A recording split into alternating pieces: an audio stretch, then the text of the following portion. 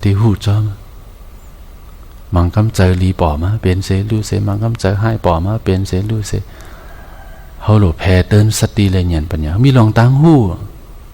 พอเขาค่อยแพเตินวิปัสสนาปัญญาเนี่ยมันอำยาบนะก็อย่าไปโหดเตียวแล้วกันมังกำเจอพ่วงปิวกว่าเจ้านั้นเจอมดีจอมอย่าไปกว่าเป็นจอมันเจอพ่วงปิวกว่ามันไม่น่าที่ปุนพรมันเจอนั้นโอตสามันพ่วงปิวกว่าเขาดูกว่าหูจอมมันเว้ยเจอเลยว่าวันในตั้งวั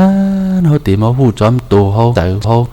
เดี๋ยวเขามีสติอยู่เต็มอยู่24 ชั่วโมงเนี่ย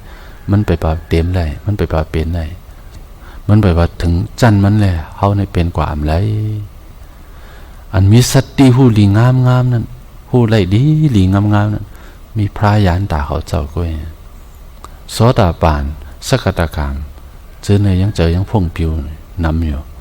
ยังมีอยู่เจอพ่งปิวเนี่ยก้อยหนามันเป็นปอดเสปุถุจันนะเจอพ่งปิวมันยาวน่ะโสดาปานเนี่ยเจอพ่งปิวอยู่ก้อยหนามันพ่งปิวปอดเลยอนาคามเนี่ยก็ลองตั้งอุตสานยังมีอยู่ลองมันพ่งปิวจอมตราเจนก็ยังมีอยู่ก้อยมีมันใจอันนั้นพ่งปิวนั้นมีพระยานตาเขาเจ้าก้อยก็บอกกิเลสาเจนั้นพระยานตาเขาจะตัดขาดแบบหมดยาความมีลองตาเจอพ่งปิวป้าลอยกิเลสานั้นเจอเต่ามันมาเจอเนี่ยยังพ่งปิวอยู่ก็เหนาโหลฟื้เขาบอกหูจอ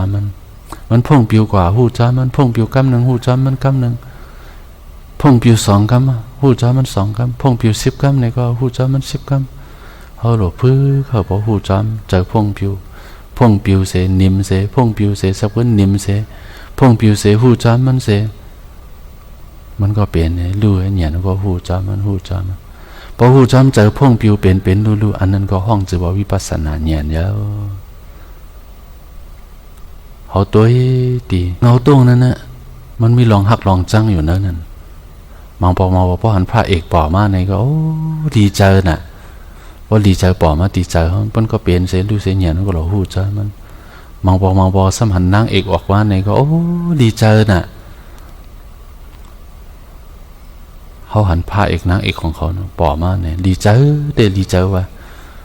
เขาตัวจอมตีอันเขาดีใจนั่นมันเปลี่ยนเสียรู้เสีย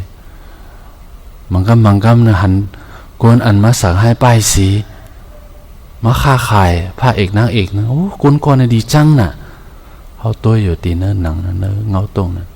ลองดีจังป่อมาในก็เขาก็ตัวจอมลองดีจังนั่นลีหักลีจังป่ออยู่ตีเนื้อใจเขาเป็นเสรู้เสเนี่ยเขาก็หูจอมมันลองดีลองจ้านั่นเจอในเป็นวิปัสสนาเนี่ยหมดนะเขาเหตุการตราอันวันเจเลยว่าเขามาเฮ็ดตีจ้องเสร็จแล้วเหตุการตราวิปัสสนาอะไรเจอันเขามาตีจ้องเขามาสอนเห็นเขาหูจักลอกลายมันปอว่าเขาปอกไหวกว่าตีหอตีเฮิรนเนี่ยคุกจะไรเขาแพเติ้นลองสัตตีและเงียนปัญญาคุกจะไรคู่จ้อมตีโตเขาใจเขามือกว่ามือไปมือจุกมือนังมือกินมือแย้มเจอไหนพอคุกจะไรเขาแพเติ้นสัตตีและเงียนปัญญาเขานะมาติดเขาหันขันหาเป็นดูนำมาติคนไหนอันนั้นห้องชื่อว่าวิปัสสนาภาวนา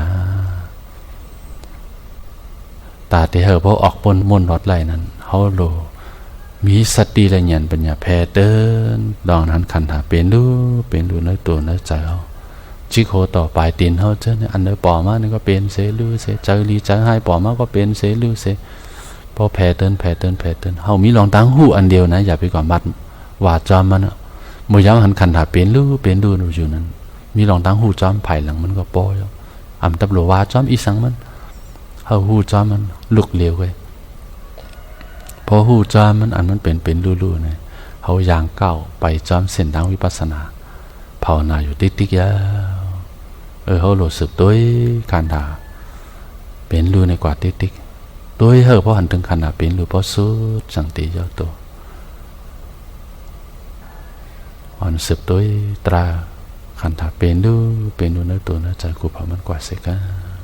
ตราเตะขับขังปันอยู่ตราเตะขับขังปัน